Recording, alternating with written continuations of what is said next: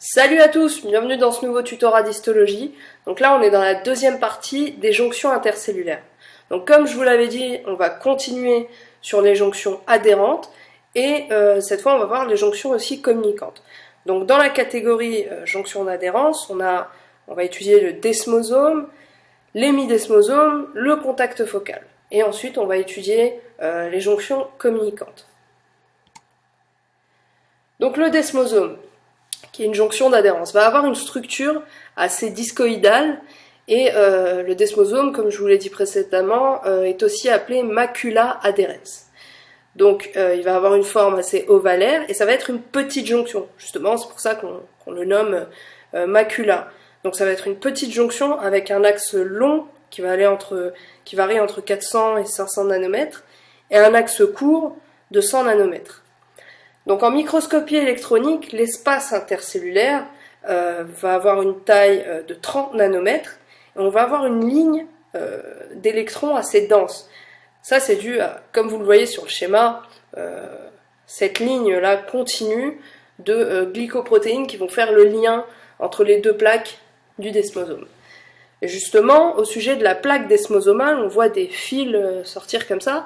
Ce sont des filaments intermédiaires, notamment des filaments de cytokératine pour le desmosome. Donc au niveau de l'espace intercellulaire, on va avoir différents types de molécules. Donc pour mieux visualiser, je vous ai mis une autre image. Donc ce que vous voyez au centre, ici, qui va faire le lien au niveau de l'espace intercellulaire, ça va être la desmogléine. Donc là, en l'occurrence, desmogléine 1. Bon, il n'y a pas de correspondance entre ces couleurs et ces couleurs. Faites pas d'erreur. Donc ici, ce qu'on a en jaune, c'est la desmogléine. Et en violet, c'est la desmocholine. Donc on a différents types de desmogléine et de desmocholine. Desmogléine 1, desmocholine 1, desmocholine 2. Donc il faut savoir que ces molécules-là appartiennent à la famille des cadérines. Voilà. Ensuite, on va avoir... Bon, je fais ça dans l'ordre, en fonction de ce que l'on voit. Au niveau de la plaque, on va avoir la placoglobine, en vert, qui va faire le lien entre la desmogléine et la desmoplaquine. On va avoir aussi la desmoplaquine, donc ce que je viens de vous montrer ici, donc ça va être cette espèce de petite croix là. Donc voilà. Donc elle va faire le lien cette fois entre les filaments de cytokératine et la placoglobine. Donc voilà, essayez de retenir ces molécules, ça sert toujours. Ensuite, les hémidesmosomes. Donc la structure, elle est similaire à celle du desmosome, donc justement en fonction de leur nom, hémidesmosome, donc c'est en fait la moitié d'un desmosome. Donc les filaments vont justement être des filaments intermédiaires de cytokératine ici, vous voyez. Par contre, les molécules transmembranaires, là, c'est différent. On va avoir des intégrines, des laminines et du collagène 4. Donc, quand on fait le lien avec la substance fondamentale, conjonctif, tout ça, quand on fait le lien avec cette substance fondamentale, on va souvent avoir des intégrines, parce qu'on va voir que c'est la même chose pour le type de jonction contact focal. Donc, on revient à l'hémidesmosome, désolé. La localisation de l'hémidesmosome va se faire près du pôle basal de l'épithélium stratifié pavimenteux et elle va permettre une adhésion entre l'épithélium et la membrane basale. Donc on continue. En ce qui concerne le contact focal, je vous ai mis justement une image qui réunissait l'hémidesmosome et le contact focal, aussi appelé plaque d'adhérence, pour que vous puissiez bien distinguer les différences, voilà, pour ne pas les confondre. Donc en microscopie électronique, il va être assez difficile à observer ce contact focal et il ne va pas y avoir d'espace intercellulaire très évident. Donc la localisation se fait aussi au niveau du pôle basal des cellules épithéliales et la connexion de ce contact focal va se faire avec la substance fondamentale. Donc au niveau de l'architecture moléculaire, ce qu'on voit en vert ici, c'est des intégrines. Donc là, c'est ça la plaque d'adhérence. Donc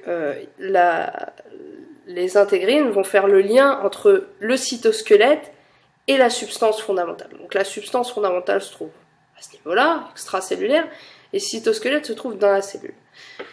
Maintenant, la différence majeure, que je note en tout cas, entre l'hémidesmosome ici et le contact focal ici, c'est surtout les filaments de cytosquelette utilisés pour faire le lien. Donc pour l'hémidesmosome, ça va être de la cytokératine, tandis que pour le contact focal, ça va être de l'actine. C'est la différence majeure entre les deux. Enfin, on va finir sur la jonction communicante qui est la jonction GAP. Donc elle va avoir une fonction dans la voie de communication biochimique. Donc elle est moins dans l'établissement de la cohésion intercellulaire. Elle a surtout un rôle de communication justement biochimique. Donc sa fonction, ça va être la diffusion sélective intercellulaire. Donc elle va laisser passer d'une cellule à l'autre des ions ou encore de petites molécules. Donc sa structure en microscopie électronique elle va être similaire à la jonction Oehludens, mais notez très bien ce que je vais vous dire, il n'y a pas de fusion entre les membranes. Comme vous le voyez sur le schéma ici, ce qui va faire le lien entre les deux cellules, donc cellule A et cellule B, ça va être ici ces pores qui s'appellent connexons. Je vais vous expliquer tout de suite ce que c'est. Donc, vous voyez, c'est eux qui font le lien. Donc elles ne sont pas du tout collées ces membranes, il n'y a pas de fusion. Donc l'espace intercellulaire ici, il est de 3 nanomètres. Bon, sur le schéma, ils disent 2,7. Voilà, c'est ça, 3 nanomètres.